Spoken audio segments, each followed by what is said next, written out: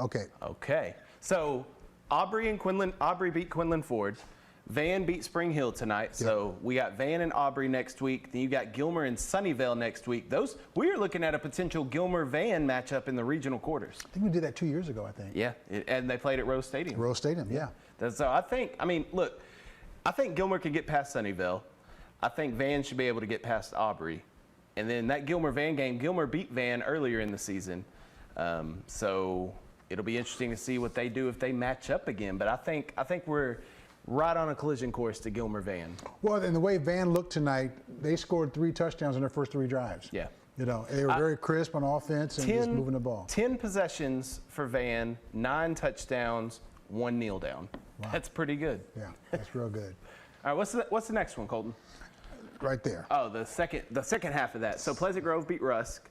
I don't know who won in Cattle Mills at Farmersville, and then Van Alstyne beat Wills Point 27-20. So you got Carthage and Van Alstyne, and it doesn't really matter who plays Pleasant Grove, Cattle Mills or Farmersville. I think Pleasant Grove Carthage in the 3rd round, and I don't know about you, Coleman, but that's a juicy matchup. Well, and Pleasant Grove gave Gilmer their only district loss this season. They got 3 losses, 2 of them to Kilgore, Carthage, and the other playoff team, Pleasant Grove. That's what I'm saying when we talk about Gilmer, how maybe we weren't down on them, but questioning what was going on with them. Right. But when you look at who they lost to, 3 of the top teams in 4A. Yeah. So, I mean, it's not, I think Gilmer and Van we could see in the regionals, and I think you're seeing Pleasant Grove and Carthage in the regional round on the other half of the bracket. Interesting. So that'll be interesting. What's the next one we got? Oh, we got us. Okay. We're talking about ARP. Yeah, let's talk about ARP. They won, right? They won. We're going to see the winning field goal. Oh. Oh. Okay. All right. So we're going 3A D2. So we have more. Yeah. Oh. So there we go. Now we got the Harmony Eagles. They took care of business against Hemp Hill. ARP, we're going to talk about that in a second. They had a game-winning field goal to advance them. So Harmony, ARP next week, and then Newton and New Boston.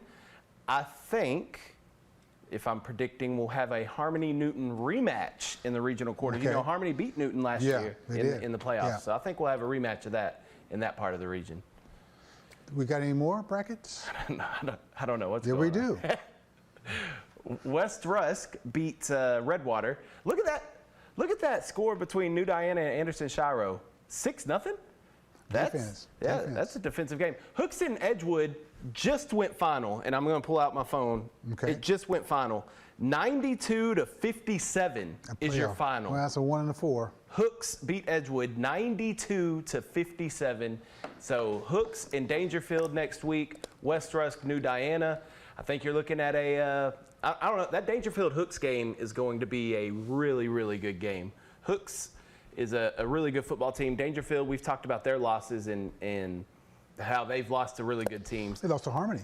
They lost to Harmony. That's right. District championship. That's right. So, and Hooks beat Harmony earlier in the year, very first game of the season. So that Hooks Dangerfield game, it's a toss-up on that one. Yeah, it's going to be a good one. It's a toss-up. But I think West Rusk should advance over New Diana, so they should probably be waiting in the regionals for whoever wins out of Hooks and Dangerfield. I can't make a pick on that one. That one's too close. Too close to call. It's a toss-up. That's all right. Jimmy the Greek, he couldn't do them all either, you know, when he was doing his thing. That's true. So there's some. Okay, here we go. Timpson, we know they beat Corrigan Camden. Wolf City, I think, upset Harleton tonight. Yeah, they did. They shut them out, I think. That's interesting. So Timpson, Wolf City next week, and then Centerville and Honeygrove. Now, Honeygrove kind of got exposed a little bit by Cooper, but we saw what Cooper did to Frankston. Yes, he did. Yeah, 61-0. Yeah. So Honeygrove's still a really good defensive team. That Honeygrove-Centerville game should be good. I mean, Timpson's the class of this region, though, I think. No, I think so, too. There's no hands down. They need to get healthy, though.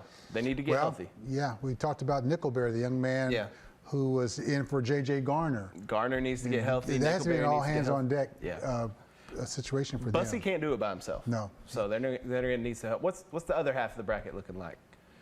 So there we go. So Cooper and Shelbyville next week, and then Beckville Garrison. Now, Coleman, I don't know where that game's going to be played, but wherever it is, I'm sure we will have somebody there. We have to. That is a juicy matchup. You got 1 and 2 right there. Yeah, I think, and then I don't know who will win out of that one. Cooper will advance. I don't know. The bottom half of this region is a lot tougher, in my opinion, than that top half with Timpson. I think Timpson not lucked out, but they've earned their way where they don't have to deal with all this. And this is a mess because Beckville, Garrison, and Cooper, really, really good teams. And oh, dude, they're cream of the crop. yeah, and one of them is not gonna make it to that regional round. So there's gonna be some good. I love playoff time in Texas. Oh, this is where they say anything can happen. It's so true.